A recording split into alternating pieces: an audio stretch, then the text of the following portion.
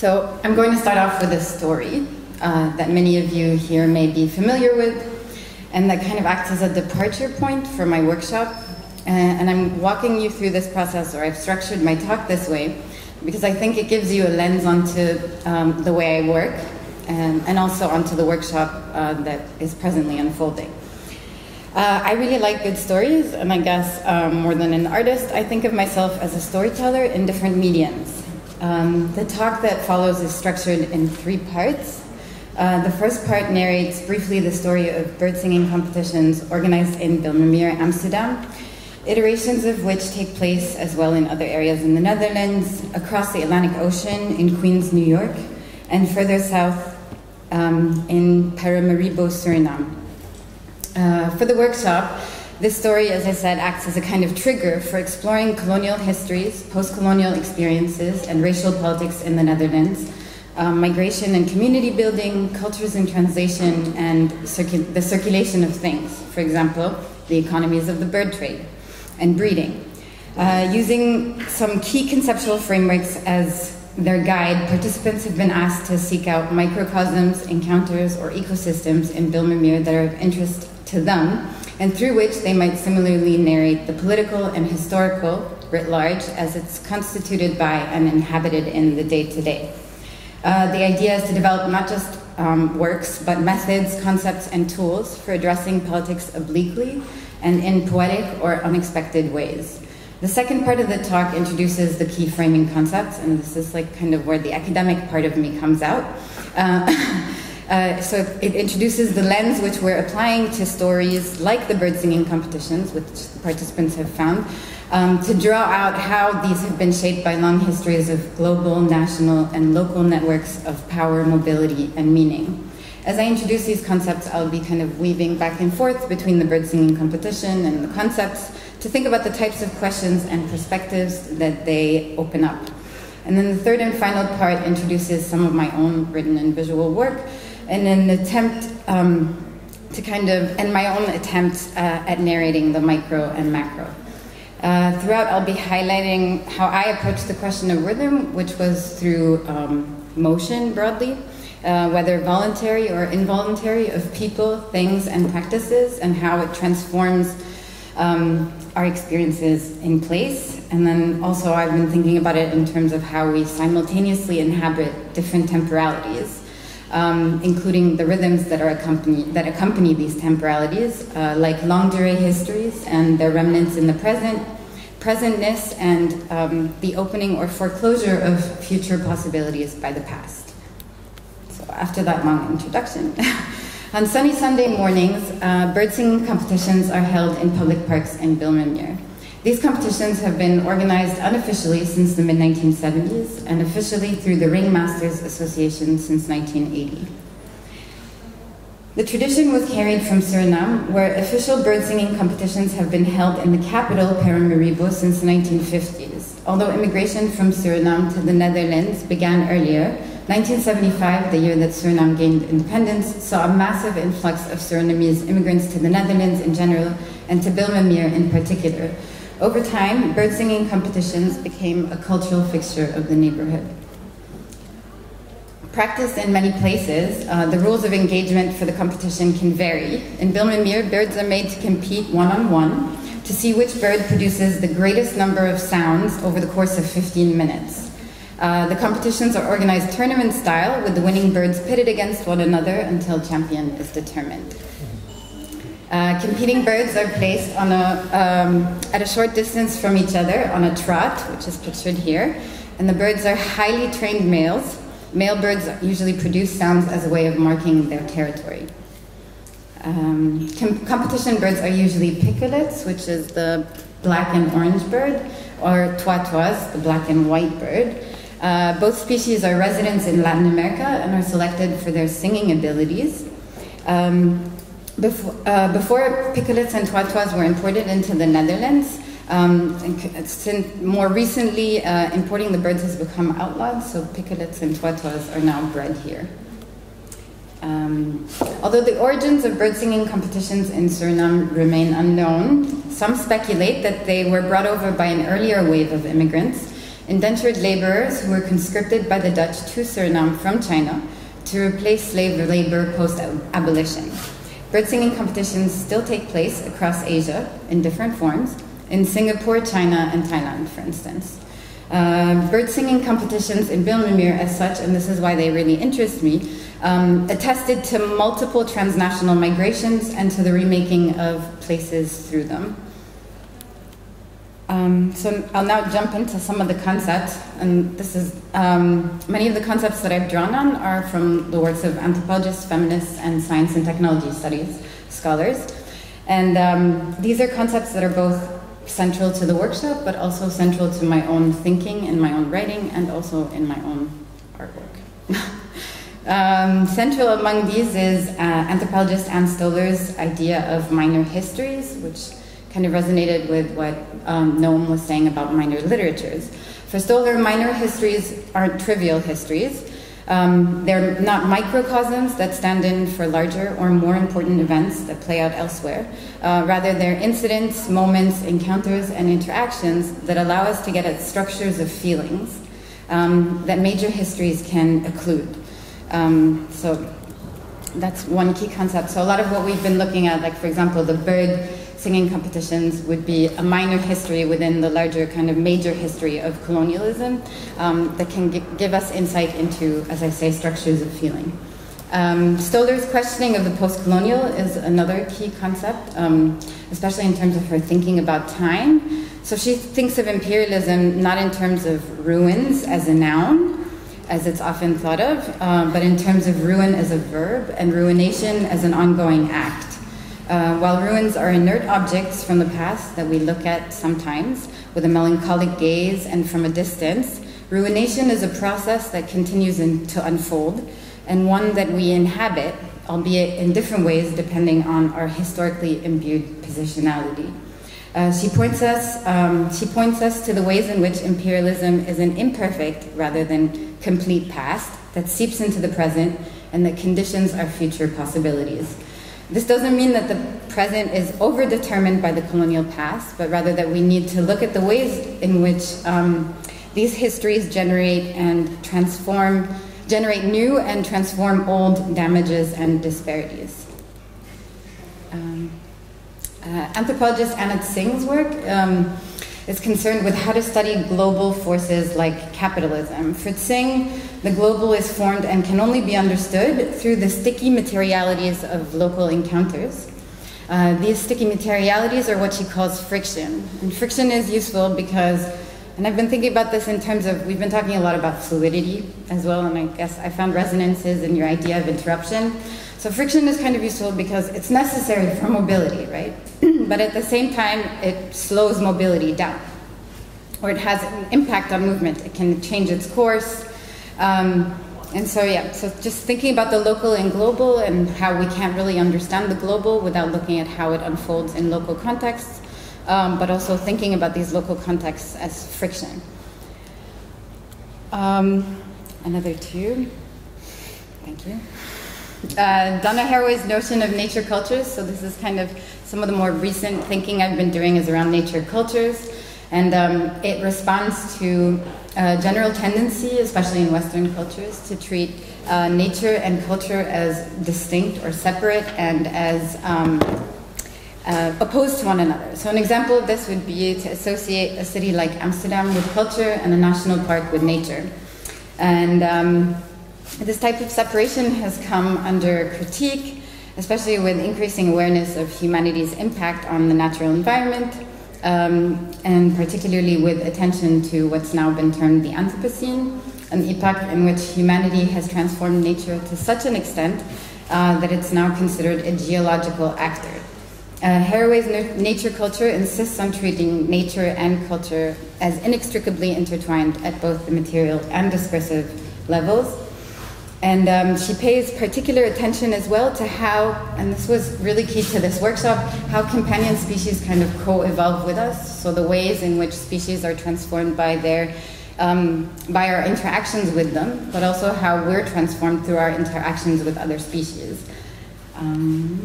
And then the final one is Bettina Stotzer's idea of ruderal ecologies. So Bettina's ruderal ecologies are nature that grows kind of in the cracks of urban ruin. And what that means is if you've ever walked on the sidewalk and noticed some grass sprouting between the cracks, that's a ruderal ecology.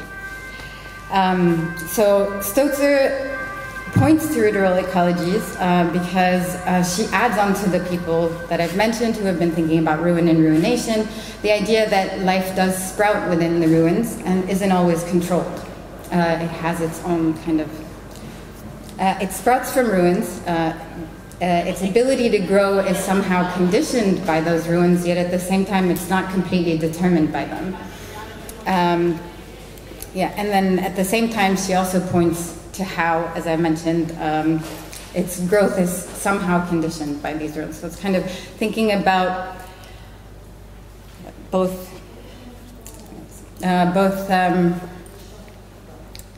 ruins and ruination, and how those are a product of things like capitalism and racism and colonialism, but also how life within that still grows and grows in ways that are conditioned and yet exceed these institutions. Okay, so now we'll jump into my own work. And I start off just with a text, which is one of the most recent things I wrote. It is an essay that explores a long-term interest of mine, which is nature and the military, and specifically the US military. So Decaying Flesh 1623 is an essay about a particular smell from a catalog by Scent Air Technologies, and it's actually called Decaying Flesh 1623. And this is a scent that was used both in a nature exhibition at the American History of Natural Museum, but also is used in US military trainings. So it was used to present this flower. I don't know how many of you have ever seen this flower. Yeah, so it's called, its scientific name is Rafflesia arnoldi, and it's also known as the corpse flower. And that's because when it flowers, and it flowers not that often, or it blooms not that often, it opens up and it lets out the smell of death, basically. And so the American Museum of Natural History had an exhibition which was called Life at the Limits, Stories of Amazing Species. And you can see at the bottom, accompanying the exhibition was a smell canister that had the decaying flesh smell in it. And at the same time, this same smell is used at military installations that are set up, often looking like Arab towns, that include multimedia kind of effects that are meant to condition soldiers to be ready for whatever comes their way and not be offended by it. And I was intrigued by this kind of traveling technology, this mobile technology, and also what it means that within an exhibition on Life at its Limits and within these training facilities, this same technology was used. So the essay asks, like, what does it mean when we use the same technology in an exhibition on Life at its Limits? And we use that technology as well to transgress and extend the limitations of actual lives. What does it mean that the same means and networks of production mediate nature and the war dead, condition museum goers and soldiers? This is an installation that includes sound and a garden, and it kind of explores the metaphorical power that we bestow on particular species of plants. It presents a garden of 8 plant types, which include rosemaries and cacti, black roses and cyclamens. Each plant was chosen because of particular meanings that have been or have become associated with it, with exile, and that are relevant to that experience. So rosemary, for instance, has been associated with memory and remembrance since the times of the ancient Egyptians and Greeks. The prickly pear cactus in Palestine is a symbol for national dispossession and for resilient attachment to the homeland, and cyclamens for the Victorians were given to loved ones who were moving away. So the garden was accompanied by a sound piece in 8 parts, and each part was dedicated to one of the plants, and it kind of narrated both scientific information about its taxonomy and its biological features and its geographic distribution, but also some stories about the particular meanings that have been coupled with them. This piece is kind of related to the Cultivating Exile installation, and it was a zine project which was distributed in public spaces in Istanbul. And this is, it considers how politics becomes naturalized through its description, through descriptions using natural terminology, and inversely how nature is politicized through its description using political terminology. For instance, it asks, like, what does it mean when we imagine attachment to national origins as roots, or when we speak of refugee crises as germinating, and more derogatorily, of refugees as being in need of being weeded out? Why does discourse on identity and belonging and displacement draw from the plant kingdom, and what does that do as a result? And the zine included a glossary, which you can see in the bottom left corner, and a DIY guide for, or do-it-yourself guide for cross-pollinating plants.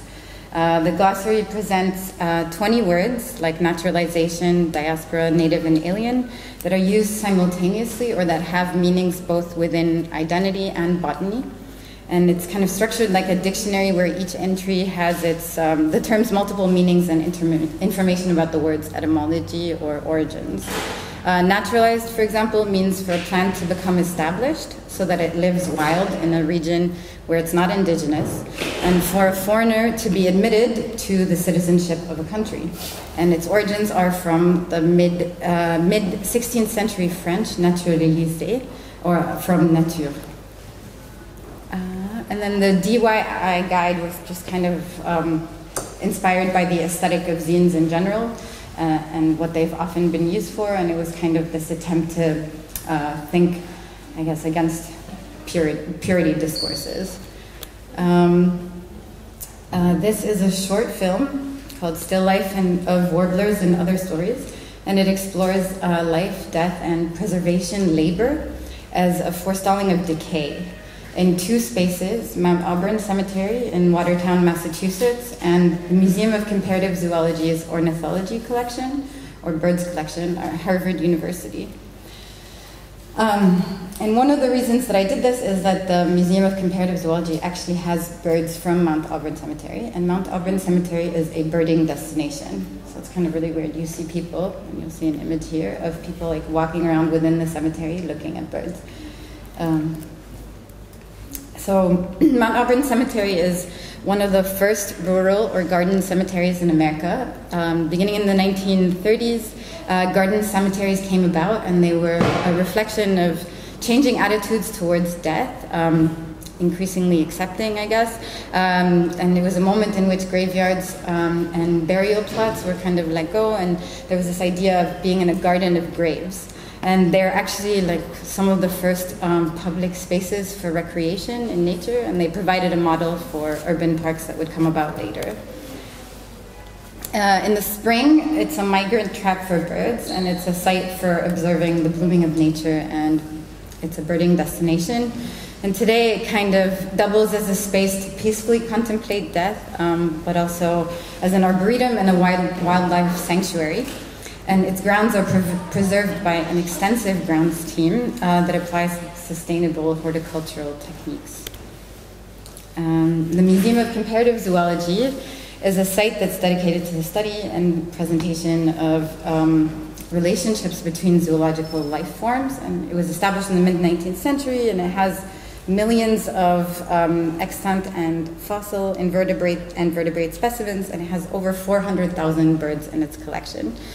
These are some birds that were taken from Mount Auburn Cemetery. So I was kind of trying to think about the work that was being done at the Museum of Comparative Zoology to preserve these life forms, also in order to extract information about things like the effect of climate change, for example. Like they're able to understand information about some of these birds which died in the 19th century, and they're using it to compare to specimens today, for example, right? To see how transformations have happened within species. And I found it fascinating that these like dead birds from the 19th century could give us information today. And that the amount of work that went into preserving them. And I also found it fascinating how much work went into like forestalling decay as well in the space of the cemetery. So it kind of weaves back and forth between these two spaces. This is kind of getting in, I have a couple of works that I'll end with. And this is a much more personal work. It's about my father's side of the family, which is from Aleppo. And it explores the relationship of my father and his siblings to Syria and to their hometown of Aleppo and to each other. So just to give you some context, my father left Aleppo a long time ago to evade mandatory military service. I think it was sometime in the late 1960s. And he didn't go back until almost 3 decades later. And he kind of talks about how Aleppo by then had become almost unrecognizable to him. My uncle left for military service, settled in Germany, and never returned. And then my aunt, who also is featured in this film, left Aleppo recently with her family because of the ongoing conflict. And the film kind of interweaves Skype and telephone interviews that were conducted with my father and his family about this relationship and about this history. And the format of Skype kind of, I thought, was perfect because of this emphasis on distance between myself and them, but also their distance to each other. So at one point, my aunt says she hadn't seen my uncle in 26 years, which is kind of crazy. And generations of this forced movement have resulted in a dearth of imagery and material remnants from the family's days in Aleppo. My father and his siblings collectively possess just one photograph from that time, and that's the photograph that you see here. So part of my, I guess, reasoning or ideas behind this film was the question of, like, how do you make a film without any images? The absence of imagery produced a void that I tried to fill with recollections of images. So at one point, my dad is describing an image he remembers from his living room in his childhood home, of cameras, a camera that he owned when he was 16, which he doesn't know where it is now, with thoughts on photographs or keepsakes, like them commenting on why no one took anything with them when they moved. And then it's also complemented by images culled from films that were set in the 1960s and 70s in Syria, which is the time that they were growing up. And then this is the last work I'll present. It's kind of one of my earlier works. It's called Untitled 8 Kilometers, a tribute to Denis Tanovich. I don't know if any of you are familiar with Denis Tanovich. He's a filmmaker. He made a film called No Man's Land, and it's kind of these 2 guys or 3 guys, I think now, from the Bosnia. It was during like the Bosnia-Herzegovina wars, and these guys get stuck within no man's land between the 2 sides, and absurd things happen because no one can reach them, and no one knows how to deal with it. And so this is kind of the first in a series of intervention works that I had planned on doing, and it's the only one that I've really extensively developed. And it kind of builds from my experience having grown up as a Syrian in Lebanon without Lebanese papers, but also as someone who didn't really identify with being Syrian. And it explores 8 kilometers of no man's land, which is quite a big distance, between the Syrian and Lebanese borders that I would pass through as a child going to visit family in Syria. And what I attempted to do was to try to seek permission to camp out there for 2 days. And part of this work documents the bureaucracy that entailed, the many phone calls that I'd have a reenactment. Here you can kind of see, like, here there's 3 different applications I had to file. And on the sound piece, you can hear some of the reenactments of the phone calls that I had, calling to inquire about the applications that I had filed. There's some stories that I heard, things from the news. Like I heard stories about Ottoman gold that was buried in this area. I heard stories about like a plan to develop like a VIP salon for officials in it. So these are like various stories.